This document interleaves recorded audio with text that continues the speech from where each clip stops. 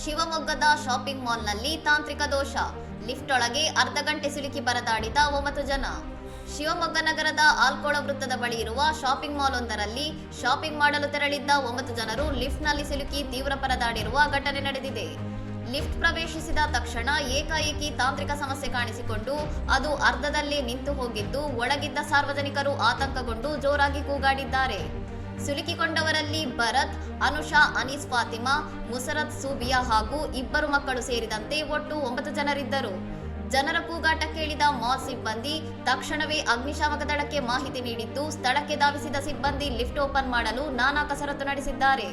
ಸುಮಾರು ಅರ್ಧ ಗಂಟೆಯ ಕಾಲ ಲಿಫ್ಟ್ ಒಳಗಡೆಯೇ ಉಸಿರುಗಟ್ಟುವ ವಾತಾವರಣದಲ್ಲಿ ಸಿಲುಕಿದ್ದ ಜನರನ್ನು ರಕ್ಷಿಸಲು ಅಗ್ನಿಶಾಮಕ ಸಿಬ್ಬಂದಿ ಹರಸಾಹಸ ಪಟ್ಟಿದ್ದಾರೆ.